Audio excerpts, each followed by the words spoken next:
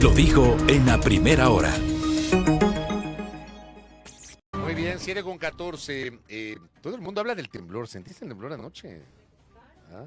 Me terminé de enterar hoy en la mañana. Sí, yo ni sentí. Yo creo que estaba en el octavo sueño. Yo también. Y no sentí el temblor, que ha sido medio fuerte en algunas zonas. ¿Ah? Le doy un abrazo a mi colega Tyron Lino, que está en sintonía desde la ciudad de Guayaquil. Un abrazo para el querido Tyron, también para Cristian Alvarado, ¿no? Que me envía la referencia del libro que sacó Guillermo Lazo siendo todavía político. A ver, era banquero, dejó de ser banquero para ser político en 2012.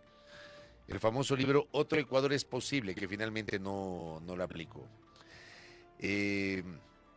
Acá también Santiago Carrera nos dice: lo que pasa es que los políticos en nuestro país anteponen sus intereses personales ante los intereses comunes. Acá también mi doctor Guamán me dice: la clase política en este país es un chiste, estamos condenados, un improvisado al poder sin cuadros, se repetirá la historia de Lazo. Veamos. Mi colega Iván Morales: nuestros políticos no son sinceros y es difícil creer en su palabra porque solo velan por sus intereses. Que ese es el problema es que, por eso siempre digo, los acuerdos tienen que ser sobre la mesa, con sinceridad y priorizando los intereses nacionales por encima de cualquier interés particular o político que puede ser legítimo, pero hay cosas que están por encima de aquello. Le quiero saludar y agradecer como siempre a Jairén Noriega, que está con nosotros. Ella es, no sé si seguirá siendo la asambleísta electa más joven. En la asamblea anterior creo que era la más joven. Jairén, bienvenida, ella pertenece a Revolución Ciudadana. ¿Cómo le va? ¿Cómo estás, Fabricio? ¿Qué tal? Buenos días, Belkis. Un saludo también. Bienvenido. ¿Va a ser la más joven de la nueva asamblea o todavía no sabemos? No sabemos, ya vemos del 20.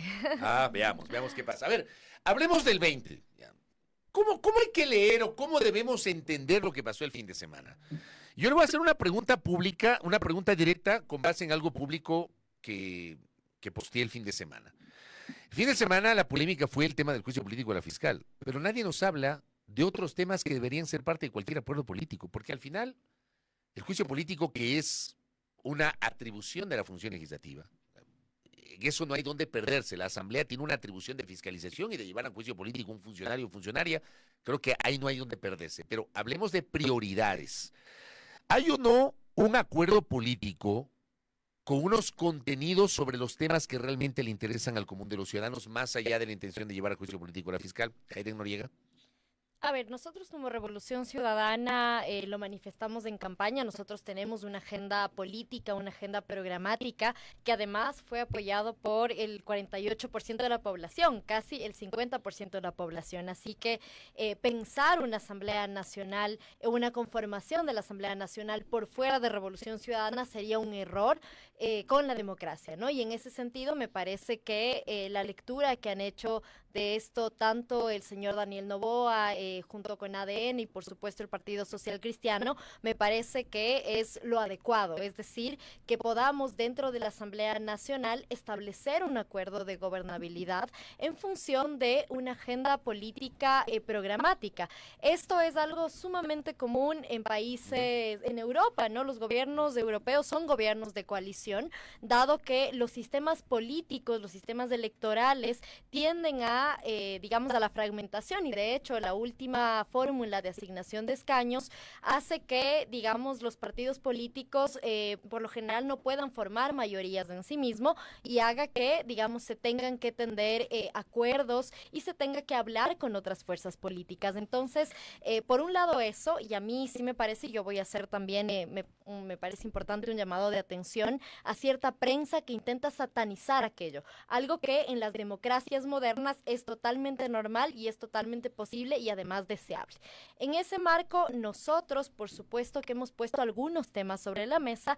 El tema del juicio político a la fiscal es uno de ellos, pero no es el único. Si bien se ha generado mucha polémica alrededor de este tema, precisamente porque la prensa ha intentado deslegitimar estas conversaciones que estamos teniendo junto con ADN y con el Partido Social Cristiano, Pero yo creo... no son los únicos temas. Pero más allá de eso, lo que sucedió en las últimas horas fue este cruce de palabras en Twitter, o bueno, en la nueva red social X, entre Henry Kronfle, asambleísta electo por el Partido Social Cristiano, el propio expresidente Rafael Correa y básicamente ellos fueron quienes pusieron sobre la mesa toda esta discusión que ha centrado la mirada. Yo le añado algo solamente, Belkis, a tu aporte, que es correcto. Estoy de acuerdo con lo que dice Jairén sobre cierta prensa, y es verdad. Hay un segmento de la opinión pública, de la prensa, que está satanizando cualquier posibilidad de acuerdo con ustedes. Pero el fin de semana no fue la prensa. El fin de semana fue el expresidente Correa y fue el asambleísta reelecto Henry Kronfle. O sea, no fue la prensa lo del fin de semana. Insistiendo en que usted tiene razón cuando habla de cierta prensa. Yo le doy la razón en eso. Pero en este caso no fue la prensa. Fue Rafael Correa y fue Henry Kronfle.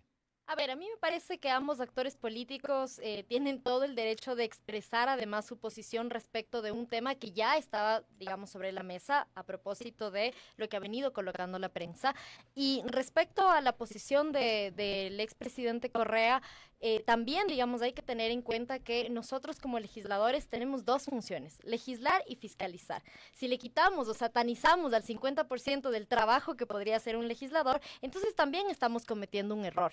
Si nosotros nos referimos al tema de la fiscal, habrá que mirar si es que efectivamente ella ha cumplido o no con las funciones de su cargo. Al igual que cualquier otro funcionario público, ella está, expuesta a que digamos, pueda ser juzgada políticamente por instituciones como la Asamblea Nacional. Creo que ahí, digamos, tampoco podemos decir que hay funcionarios intocables, porque el mensaje que nosotros estaríamos dando es un mensaje erróneo. Es que ustedes sí pueden enjuiciar políticamente a la fiscal. Yo creo que en eso, para mí, en lo personal, no hay discusión sobre la atribución fiscalizadora de la Asamblea, sobre el hecho de que cualquier legislador y cualquier sector político puede fiscalizar a un funcionario, incluyendo a la fiscal general del Estado, totalmente de acuerdo.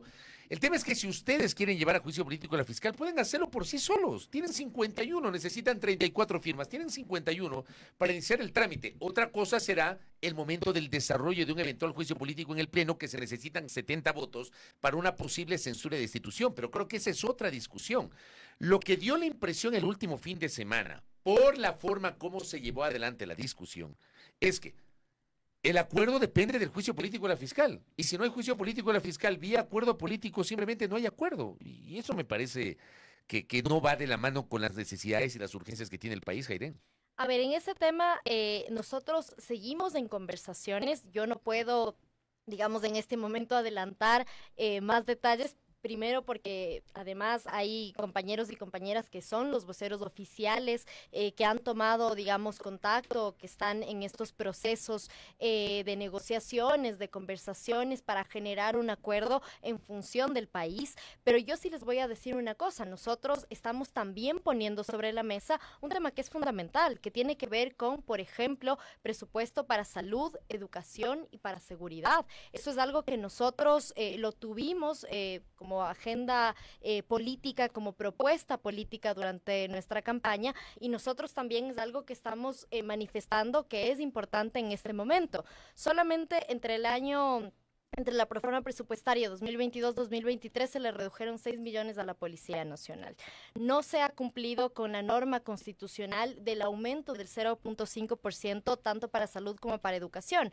Para salud hubo un faltante de 186 millones y para educación, si bien se cumplió la norma constitucional, esto fue por dar cumplimiento a una sentencia de la Corte Constitucional, pero que sirvió únicamente para pagar incentivos jubilares y no para invertir en el sistema de educación, que ahora mismo se encuentra en la absoluta precariedad. Entonces vemos que existen otros temas por fuera de, como usted menciona, Fabricio y Belkis, del juicio político a la fiscal, que también nosotros estamos colocando sobre la mesa. Recordemos también que en este momento estamos en una crisis económica grave, una crisis de la cual no nos hemos podido recuperar. Ecuador es el único país que no ha recuperado sus niveles pre-pandemia, y eso hace que sea necesario y fundamental reactivar la economía. ¿Cómo lo vamos a hacer? Nosotros en la campaña política proponíamos traer de la Reserva Internacional 2.500 millones, el señor Daniel Noboa proponía 1.500, ahora ha hablado sobre una reforma tributaria,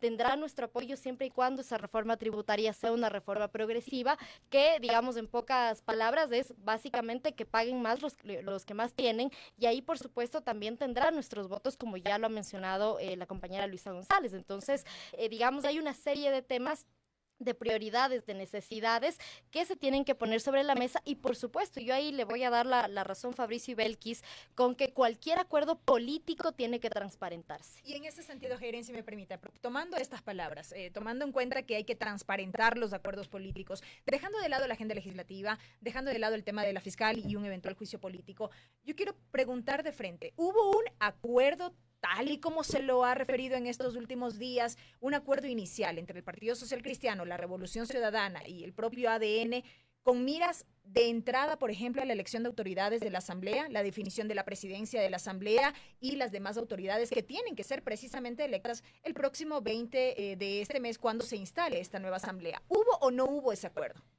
Es que todavía no hay acuerdo cerrado, ni acuerdo final. Como les decía, estamos en conversaciones. Las personas que han sido delegadas a que participen de esas conversaciones están en ello.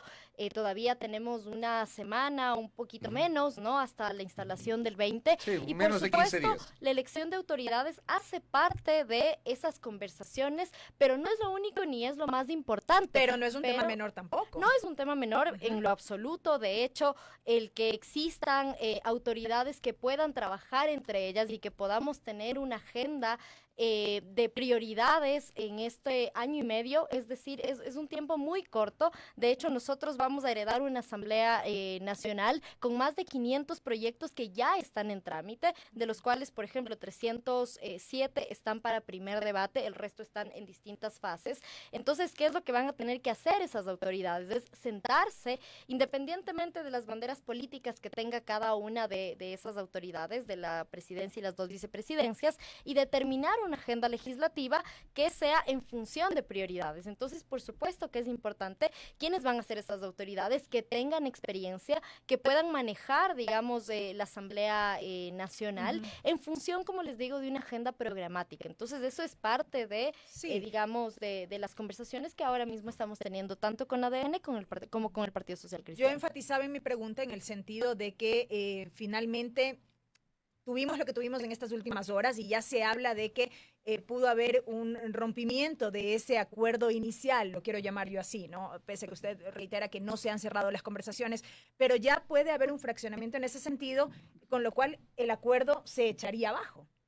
No, yo más bien preferiría ser lo más prudente posible. Estamos en un momento del país donde necesitamos como clase política, le digo, transmitir la mayor cantidad de certezas a la gente, porque ya no podemos esperar más. Tenemos un país que se cae a pedazos, tenemos un país donde la delincuencia nos arrebata familiares, amigos, cada día donde no hay medicinas en los hospitales, donde las escuelas se caen a pedazos, y lo responsable como clase política en este momento es poder sentarnos en función de los temas que nos unen. Habrá temas en los que no estaremos de acuerdo, como es normal es normal en la democracia. política, porque hay líneas rojas en la política. Totalmente. Pero yo le pregunto a usted, ¿están dispuestos como Revolución Ciudadana a tener un acuerdo político, aunque en ese acuerdo político con otras fuerzas parlamentarias no se incluya necesariamente el juicio político de la fiscal? En otras palabras, ¿el juicio político de la fiscal es un requisito sine qua non para cualquier acuerdo político con Revolución Ciudadana, o ustedes están dispuestos a ceder eso y, digamos, después del 20 de noviembre, que ustedes ya sean bancada, que se instalen en la Asamblea, llevar adelante un procesamiento como es, obviamente, el derecho y la atribución constitucional que puedan tener? Mire, Fabricio, yo no quisiera adelantarme porque finalmente esto es algo que todavía sigue en conversaciones, pero lo que yo sí quiero dejar en claro es que el tema del juicio político a la fiscal es uno de los planteamientos que tiene Revolución Ciudadana. Sin embargo, no es el único, y quiero reiterar en uno de los planteamientos que nosotros también estamos teniendo en el momento de tener estas conversaciones, que tiene que ver con dotar de presupuesto para salud, para educación y para seguridad. Para nosotros eso es fundamental, es una de nuestras banderas, fue una de nuestras banderas durante la campaña electoral, y por supuesto que tiene que ser una bandera de gobierno. El sistema de la Policía Nacional no funciona, las escuelas se caen a pedazos, los hospitales no tienen médicos, no existen medicinas, y eso no puede seguir sucediendo. Entonces eso es algo que también, digamos, está sobre la mesa, y habrá que ver cuánto, digamos, las otras fuerzas políticas también están dispuestas a que ese sea un planteamiento que lo acojan. El juicio político a la fiscal, insisto, es uno de nuestros planteamientos, no es el único, y no me quisiera adelantar, porque además son temas, ustedes conocen, sumamente delicados y se están ahora mismo conversando y se terminarán de desarrollar en los siguientes días. ¿La Revolución Ciudadana como bancada dentro de la Asamblea irá por la presidencia de la misma? Bueno, eso es algo que de vuelta está también en conversaciones con las otras fuerzas políticas. Lo que no puede pasar es lo que ya nos pasó en el 2021, ¿no? Que era un escenario en el cual, a pesar de que nosotros, al igual que en esta Asamblea Nacional, éramos la primera minoría, se decía que no teníamos derecho a absolutamente nada, ¿no? Y se generaron, digamos, igual, por parte de cierta prensa, una especie de decir con todos menos con Revolución Ciudadana, ¿no? Una posición antidemocrática, una posición que además está, yo diría, no solo estigmatizándonos como fuerza política, sino también dejando de lado lo que casi la mitad de la población quiere para su vida y lo que quiere para su país. Pero en realidad, al que... ser la primera minoría, o al ser, como fue en la asamblea anterior, el bloque más numeroso, la primera minoría, fueron o llegaron con 49 al 14 de mayo del 2021, hoy llegarán con 51 al 20 de noviembre del 2023, serán la primera minoría. Pero hay que recordar que el derecho legal que tienen ustedes es a tener una representación en el CAL, para empezar. De ahí cualquier legislador de cualquier sector político puede acceder a la presidencia o las dos vicepresidencias. Sí, por supuesto, pero si lo mira, obviamente eso no está establecido, no hay norma que diga cuál es la fuerza política. Lo que pasa es que hay gente que dice que como son la primera fuerza política o son la fuerza... Claro, les corresponde la presidencia o les corresponde las vicepresidencias y no funciona así. Exactamente, pero si lo miramos, o al menos ese es mi criterio, y podemos discrepar porque es algo más subjetivo que objetivo, pero digamos tenemos absolutamente toda la legitimidad, que es algo que cierta prensa sí intenta poner sobre la mesa, diciendo, bueno, con ellos no. No, es que ustedes son 51 y no se les puede desconocer. Yo en eso estoy totalmente de acuerdo. Entonces, yo ahí sí quiero saludar, digamos, la posición que ha tenido el Partido Social Cristiano, la posición de ADN, que no es una posición ni correísta ni anticorreísta, porque creo que mirar el país en esos clivajes nos ha hecho más daño que cualquier otra cosa. Es una posición democrática, contrario, digamos, a lo que ya han manifestado otros grupos políticos, como Construye, digamos, que son voces que más bien lo que buscan es continuar una agenda de persecución política, continuar una agenda que en lugar de proponer soluciones al país, lo único que ha hecho es destruir a una fuerza política o intentar destruir una fuerza política, la de la Revolución Ciudadana, y con eso cargarse al país en las espaldas. Entonces, pero en contrapartida, por ejemplo, Construye, les acusan a ustedes de manejar una agenda de impunidad, como la han catalogado en estas últimas horas, y que es esa la razón por la cual no pactarán con ustedes. ¿Cómo lo miran? De ninguna manera. Nosotros, de hecho, hemos sido los primeros en pedir que se investigue de forma seria, por ejemplo, el asesinato de el ex candidato Fernando Villavicencio. Y ellos dicen que no pactarán con los verdugos, en este caso ustedes así lo señalan, de Fernando Villavicencio. Y de una forma absolutamente irresponsable, porque ya hay, digamos, un señalamiento de un culpable directo a una fuerza política, lo cual es absolutamente irresponsable. Insisto, no solamente con Revolución Ciudadana y con quienes son nuestros simpatizantes, militantes, dirigentes, sino sobre todo con la verdad, con la justicia y con la democracia. De ahí que tiene que, por supuesto, llevarse a cabo procesos reales de investigación donde existan, digamos, quienes tengan que ser enjuiciados, no solamente por este caso, sino también qué está pasando, por ejemplo, cómo avanza la investigación por el asesinato del ex del alcalde Agustín Intriago, qué es lo que ha pasado, por ejemplo, con el asesinato del señor Rubén Cherres. Es decir, existe una serie de temas que no se están hablando, que nos están poniendo sobre la mesa, que no se está haciendo justicia, y sin justicia y sin verdad, finalmente se termina atentando al sistema democrático en general. Usted mencionó el tema de la reforma tributaria. Lo anunció Daniel Noboa el día de ayer, que va a presentar y va a ser el primer proyecto de urgencia en materia económica de la Asamblea Nacional, porque además no hay tiempo. Noboa se posesionará el 1 de diciembre. Y cualquier intención de que una modificación tributaria entre en vigencia el 1 de enero tendría que ser aprobada en el curso de diciembre por la Asamblea Nacional, al menos así lo ha anunciado Noboa. Y estoy leyendo algunos mensajes porque es inevitable recordar el papel de Revolución Ciudadana en octubre-noviembre del 2021. Kairen, usted creo que todavía no se principalizaba como legisladora, pero en ese momento Revolución Ciudadana se abstuvo. Y con esos votos de abstención dieron paso a la posibilidad de que la reforma tributaria que propuso Guillermo Lasso y que la reformó este año por la vía de la Corte Constitucional a través de un decreto ley, entre en vigencia por el Ministerio de la Ley. ¿Cómo asumen ustedes eso? O sea, ¿qué explicación 2 años después le pueden dar al país sobre el papel de Revolución Ciudadana en esa polémica votación, donde pudiendo haber votado en contra, se abstuvieron? Y eso significó no tener votos y que entre en vigencia esa reforma tributaria, Jairen. A ver, nosotros hemos sido súper claros en ese tema desde que se generó esta votación. Y decir 2 cosas. La primera es que esa reforma tributaria no fue una reforma tributaria impulsada por nosotros. No, eso está claro, del gobierno.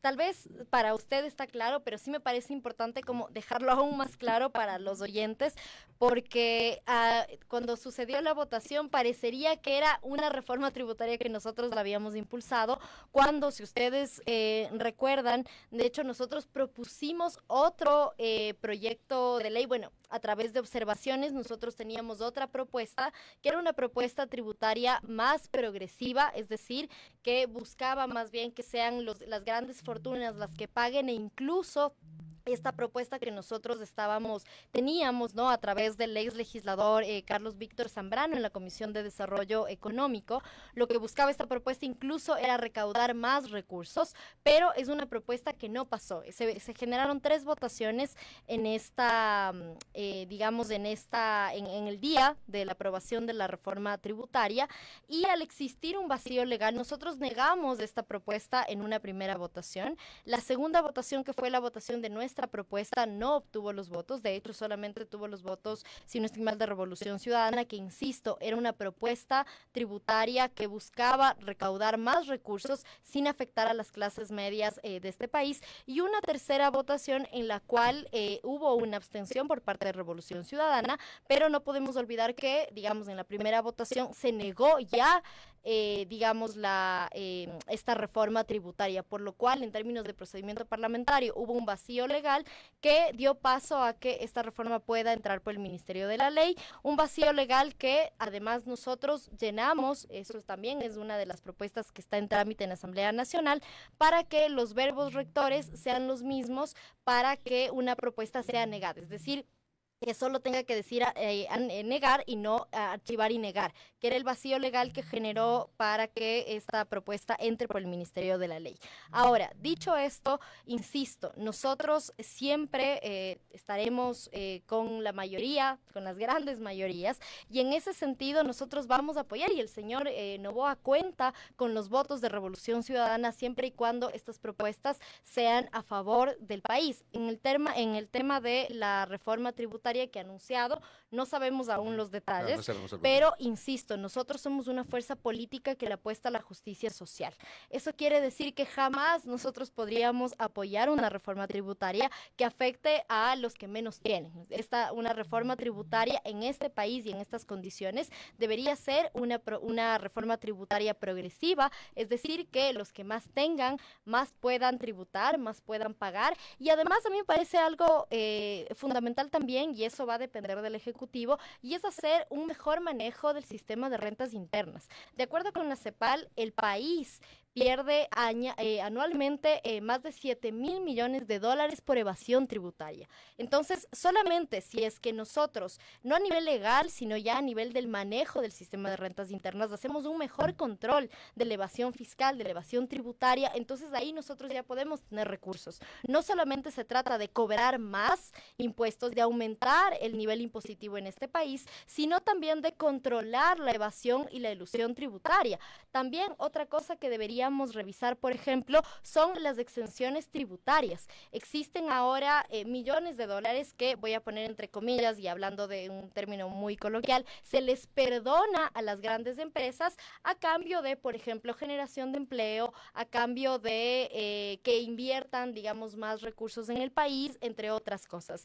Hay empresas que no necesariamente están cumpliendo con esos requisitos para las exenciones tributarias y a pesar de ello están teniendo, se les está perdonando, ¿no? Entre comillas, impuestos. Entonces eso también hay que revisar porque si en algo estamos de acuerdo es que estamos en una crisis económica y eso hace que necesitemos de una u otra forma reactivar la economía. Una reforma tributaria es un camino, el que nosotros proponíamos también era un camino factible, que era el de traer 2.500 millones de la Reserva Internacional para reactivar la economía. Habrá que ver cuál es el camino que toma el señor Daniel Noboa y en función de eso nosotros como Revolución Ciudadana tomaremos una decisión representando al 48% de la población que votó por nosotros en la Asamblea Nacional. Dos cosas finales cortitas. La primera, ¿ya tienen coordinador o coordinadora de la bancada?